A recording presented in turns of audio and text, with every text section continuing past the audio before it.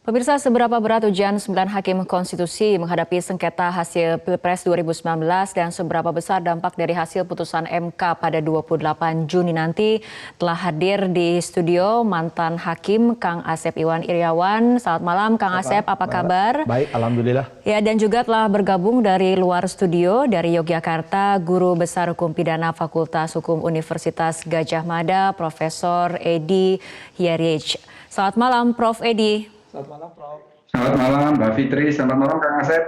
Ya, beliau. Guru saya beliau. Gurunya Kang Asep ya? Beliau. Oke.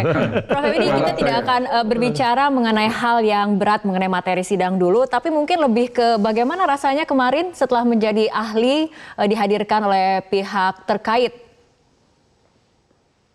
Ya, sebetulnya ya biasa saja ya, karena bukan pertama kali saya menjadi ahli di Mahkamah Konstitusi. Cuma memang saya kira apa yang dikatakan oleh Prof. Saldi itu benar ya, dalam pengertian saya dan Dr. Heru berasal dari Universitas Gadjah Mada, kemudian kuasa hukum pemohon itu Saudara Denny Indrayana, Lutfi Yasid, Iwan Satriawan, dan Son Haji juga dari Fakultas Hukum Universitas Gadjah Mada. Kemudian di kursi majelis yang mulia itu ada 4 alumni UGM. Ada Profesor Eni, ada Pak Ketua dulu, Pak Anwar Usman, kemudian yang mulia Pak Profesor Aswanto, kemudian Profesor Saldi dan Profesor Eni. Jadi bisa dibayangkan bahwa kuasa hukum pemohon berdebat dengan kuasa hukum ahli dari pihak terkait. Lalu kemudian nasib itu akan diputus juga oleh alumni UGM. Dan yang lebih hebatnya lagi, ini untuk menentukan nasib alumni UGM juga. Karena ini menyangkut nasib Presiden petahana yang ikut sebagai calon presiden pada pemilu 2019, dan itu beliau juga adalah alumni UGM. Jadi bisa dibayangkan perdebatan di antara kuasa hukum pemohon dan ahli dari pihak terkait diputus oleh orang UGM menyangkut nasib juga alumni UGM. Artinya memang persidangan kemarin menjadi panggung alumni UGM, dan Kang Asep juga salah satu alumni UGM ya? Pasca saya S2 saya UGM juga, Prof. Edi tahu. Betul, Magister Hukum Bisnis ya. Oke, baik Prof. Edi, ini mengenai 5 sidang sengketa Pilpres telah digelar seperti itu. Apakah dari pandangan Anda ini sudah cukup menguji argumentasi dari para pihak yang berperkara? Begini, kalau ditanya sudah cukup ataukah belum, maka yang akan menjawab itu adalah majelis yang mulia. 9 orang yang akan menjawab itu. Tetapi ketika pembuktian itu sudah dianggap cukup oleh majelis hakim, maka hakim sudah menyimpulkan bahwa berdasarkan alat bukti yang ada, dia sudah memperoleh keyakinan, tinggal yang kita tidak tahu dia akan menolak ataukah menerima. Jadi pertanyaan itu sebetulnya jangan ditanya ke saya, tanyanya ke majelis hakim. Tetapi secara teoretik, ketika sidang tersebut sudah ditutup dalam konteks pembuktian, berarti hakim sudah mendapatkan bukti yang cukup. Dia sudah memperoleh keyakinan, hanya yang belum apakah dia akan menolak ataukah menerima. Kira-kira begitu. Tapi soal itu saya kira lebih tahu Kang Asep lah yang berpengalaman sebagai hakim. Kita akan langsung lemparkan pertanyaan ke Kang Asep. Kang Asep, seberapa berat artinya ujian 9 hakim konstitusi setelah kemudian kemarin sidang selama 5 kali? Ya, karena saya muridnya Prof. Edi, pasti sama pendapatnya Prof. Edi gitu. Kan ikutin Prof. Edi. Jadi gini, kalau hakim itu ya berdasarkan pengalaman empiris, sama lah semua hakim mana. Hakim itu kan independen, imparsial. Nah di Undang-Undang MK dijelasin pasal 45. Memutus berdasarkan alat bukti dan keyakinan. Yakin berdasarkan alat bukti. Alat bukti diatur pasal 36. Nah persoalan pokoknya kan yang pertama, kalau Undang-Undang Dasar maupun Undang-Undang MK diatur alat buktinya. Persoalannya apa? Perselisihan hasil itu. Yang sekarang tambahan persoalan lain kan, ada TSM lah, ada yang lain-lain lah, ada kecurangan. Nah ketika perselisihan hasil jelas. Alat bukti yang kemarin, ya, siapa yang mendalilkan dan harus membuktikan. Karena saya pernah bagaimana guru saya Profesor Edi menjelaskan dengan runtut itu di bukunya hukum pembuktian, warnanya biru, ada putih tengahnya, ada bulat, saya hafal sekali ya. Ya Prof Edi itu bukunya kan.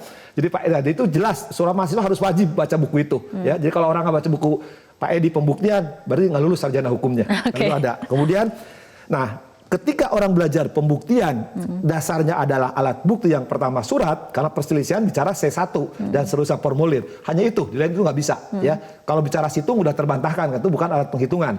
Kalau bicara saksi, nggak. Yang dikatakan Prof. Edi, ya TSM tadi harus betul-betul sangat ya meluas, jadi sangat kalimatnya di situ tidak sederhana 50+1-nya lebih dikatakan Dr. Heru. Jadi kalau sekarang saya jadi hakimnya sekali lagi mohon dengan segala hormat summa omna referensia SOR kepada hakim majelis, ya gampang kok. Yang jadi persoalan kan perselisihan hasil. Terbukti enggak? Enggak terbukti. Ditanyakan oleh Prof. Erni ya, bahwa itu ada enggak P155. Saksi tidak mendukung yang TSM, apalagi yang TSM ya. Apalagi ya, Prof. Edi kan dokternya justru masalah itu diperdalam oleh Prof. Edi. Jadi sebenarnya bagi hakim itu sebenarnya sederhana. Cuman sekarang saya termasuk yang beranggapan harusnya berani masuk ke wilayah di eksepsi.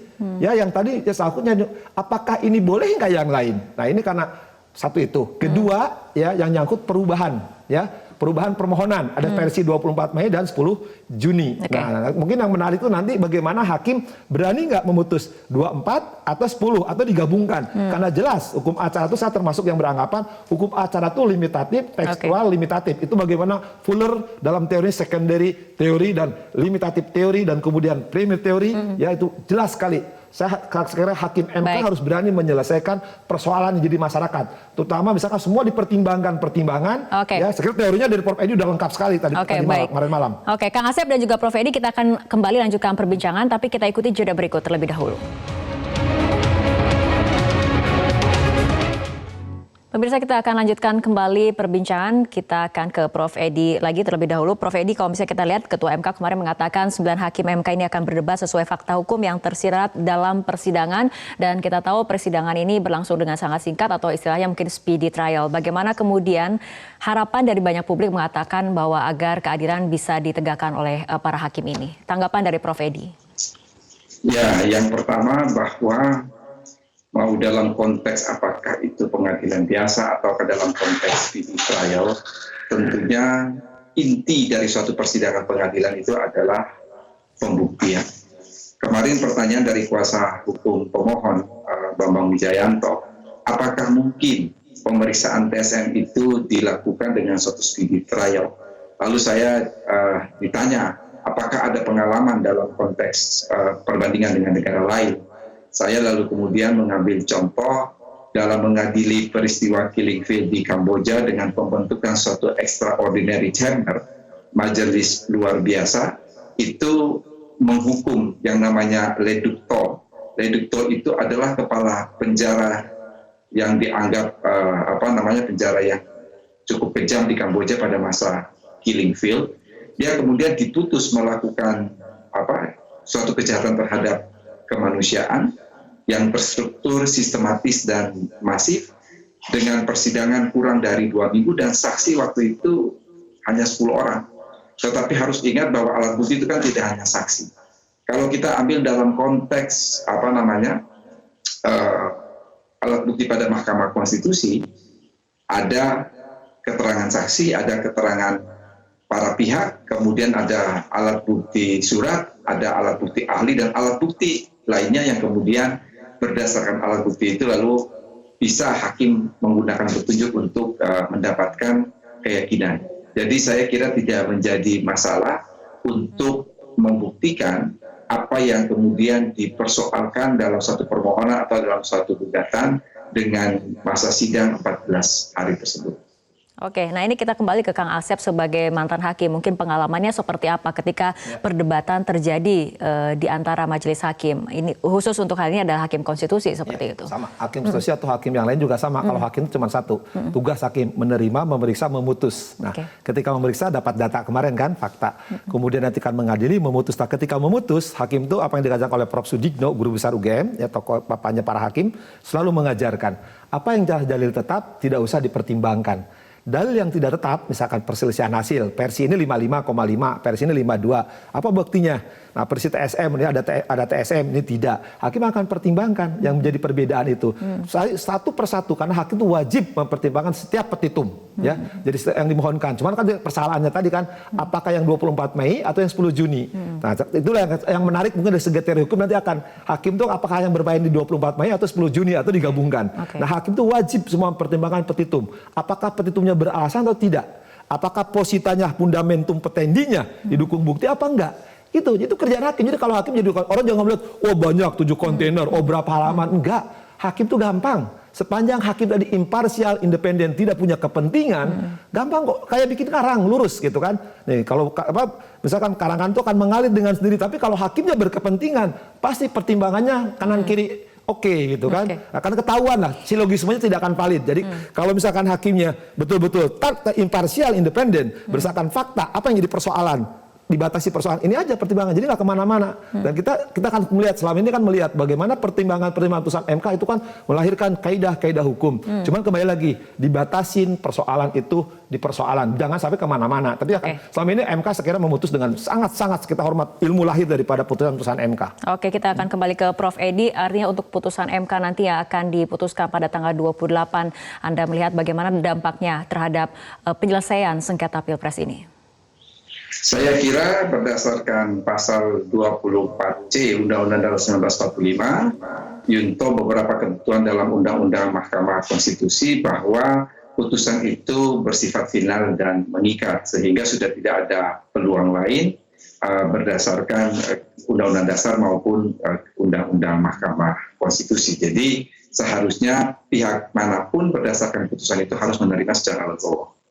Oke, pihak manapun yang berperkara, baik pihak pemohon, termohon dan juga terkait ini harus bisa menerima putusan dari MK apapun itu putusannya, seperti itu Kang Asep? Ya, ketika KPU menyatakan menetapkan dibuka celah namanya keberatan mengajukan permohonan, ketika ada perselisihan, ya udah selesai. Itulah hakim tepat bagaimana menyelesaikan namanya putusan itu kan pernyataan hakim yang sifat terbuka di depan umum tertulis untuk menyelesaikan masalah. Artinya ketika ada para pihak berbeda masalah menyelesaikan kepada hakim, selesai. Tidak ada upaya hukum yang katakan tadi, tingkat pertama dan mengikat, final and binding. Oke, baik, kita sama-sama berharap agar kemudian hakim memang bisa memutuskan secara adil dan semua pihak kemudian bisa menghormati dan mematuhi putusan Rex judicata preperat habitur. Putusan harus dianggap benar sepanjang tidak tinggi. Karena ini yang pertama dan tidak boleh ada. Oke, baik. Kang Asep dan juga Prof. Edi, terima kasih telah bergabung dan berbincang malam hari ini dalam Prime Time News.